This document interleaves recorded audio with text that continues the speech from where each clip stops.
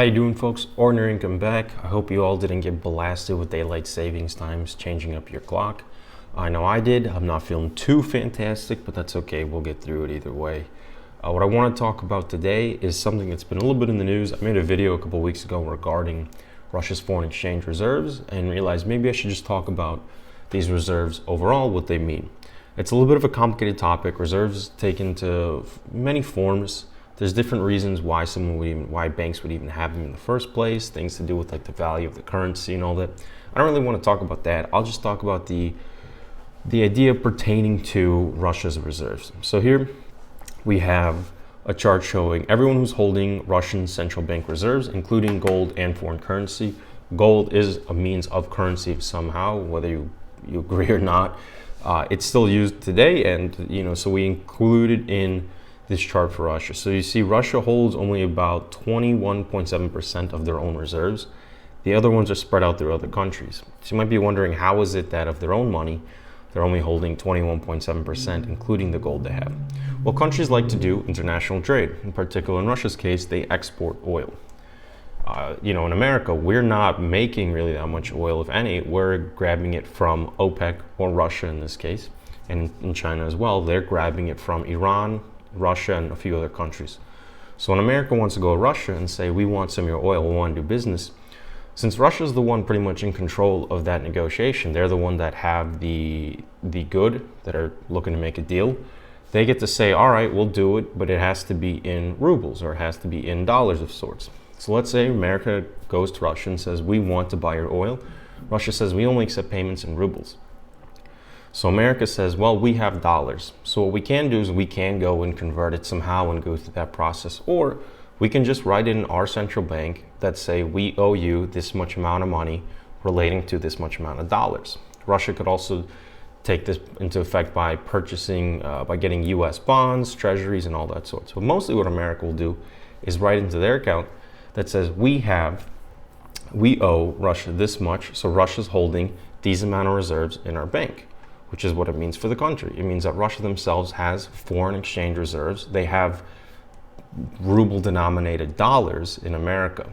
America's holding those dollars, but it's really for Russia's sake, because Russia doesn't hold dollars in their own bank. They hold rubles. And that's the same case. China's holding rubles in the form of yuan, France, Japan, Germany, and US.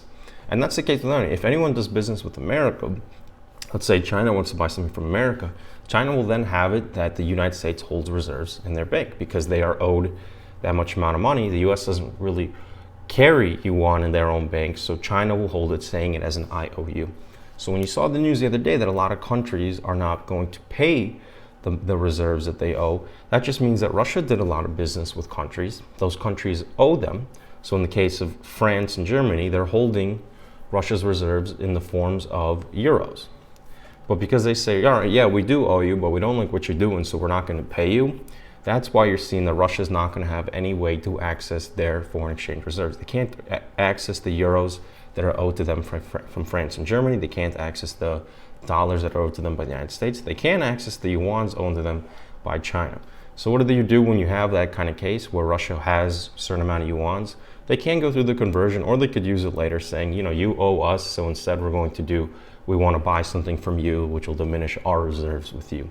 Let's say like in America's case, America buys a lot of oil. So now America has foreign exchange reserves for Russia. They're holding dollar-denominated reserves that's owed to Russia. Russia says, okay, let's say $100 in this case that America is owed to Russia. And Russia says, well, we want something from you for $80. They can just take it out of the reserves and say, now, Russia, we only owe you 20 because while you gave us the oil for 100, we gave you back, peanuts for $80 worth of peanuts, bringing your total down to 20. So that's what it means. And in this particular chart, we're seeing that Russia's only holding, really they only have access to about a third when you combine this 21.7 plus 13.8% of their overall reserves, because China has said, we're still doing business, we're not putting any sanctions. Everybody else here, I think, has done it. And you can even see in the type of currencies, I think the yuan, they hold like 13.1%, gold 21.7%. So yeah, it's about a third.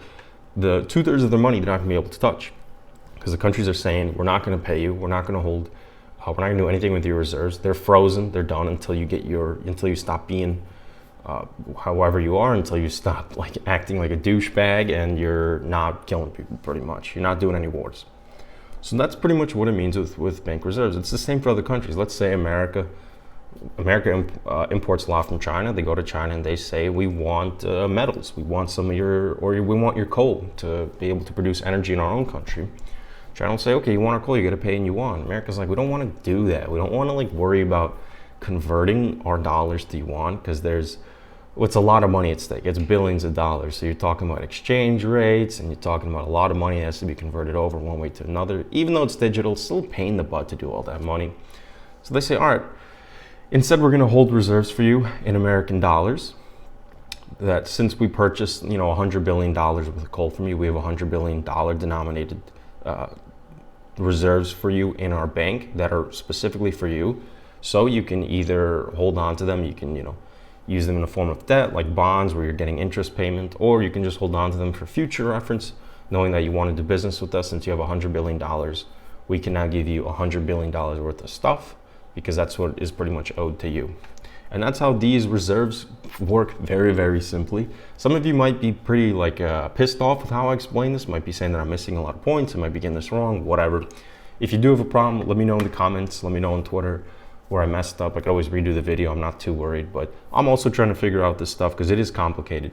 What does it mean for you, individual in particular? I don't really know. I don't think many of this has to do much with you directly.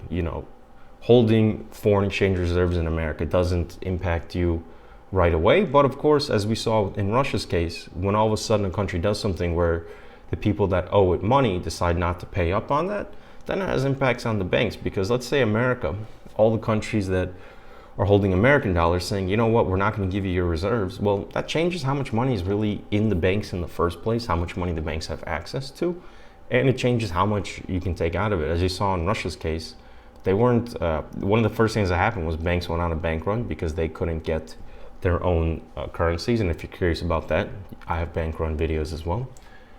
They couldn't access the money that was owed to them. They didn't have enough money to pay people. So they said, we're limiting how much you can take out of the ATM at like $50 of sorts.